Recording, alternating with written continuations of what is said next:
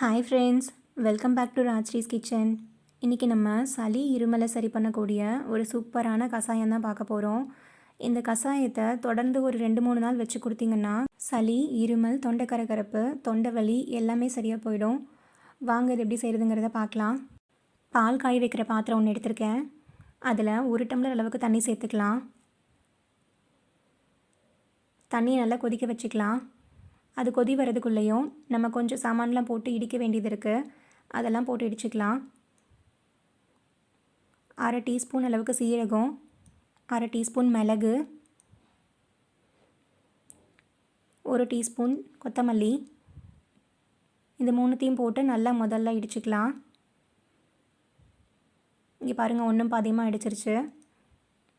இப்போது இதில் ஒரு 4-5 புதினா இலை எடுத்து வச்சுருக்கேன், அதையும் சேர்த்துக்கலாம்.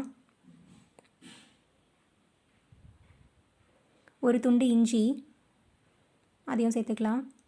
இதையும் போட்டு நல்லா இடிச்சுக்கலாம். இந்த மாதிரி குறப்பாக இடிச்சுக்கோங்க.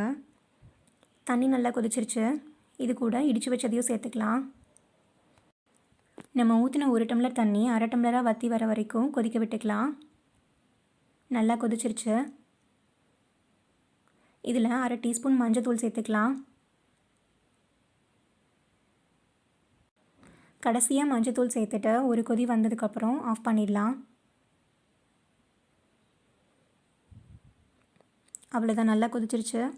இப்போ ஸ்டவ் ஆஃப் பண்ணிவிட்டு வடிகட்டிக்கலாம். பெரியவங்க குடிக்கும்போது இது சூடாக இப்படியே குடிச்சிக்கலாம். குழந்தைங்களுக்கு கொடுக்கும்போது கொஞ்சம் வெதுவெதுப்பாக இருக்கும்போதே கொடுத்துருங்க. ரொம்ப ஆற வச்சு கொடுக்காதீங்க, ரொம்ப சூடாகவும் கொடுக்காதீங்க. இது கஷாயம் மாதிரி கொடுத்தா குழந்தைங்க சாப்பிட மாட்டாங்க அப்படின்னா இது கூடவே கொஞ்சம் பால் சேர்த்தும் நீங்கள் கொடுத்துக்கலாம். இன்றைக்கி நான் இதில் நாட்டு சர்க்கரை சேர்க்க போகிறேன். நீங்கள் உங்களுக்கு பனங்கல்கண்டு சேர்க்க விருப்பம் இருந்தால் சேர்த்துக்கோங்க, இல்லைன்னா தேன் கூட கலந்துக்கலாம். நான் 1 ஸ்பூன் நாட்டு சர்க்கரை சேர்த்துக்கிறேன். அவ்வளோதான், நம்மளோட சூப்பரான கஷாயம் ரெடி ஆகிடுச்சு. குழந்தைங்கள்லேருந்து பெரியவங்க வரைக்கும் சளி பிடிக்க ஆரம்பிக்கும் போது ஸ்டார்டிங் ஸ்டேஜ்லேயே இந்த மாதிரி கஷாயம் வச்சு கொடுத்துருங்க.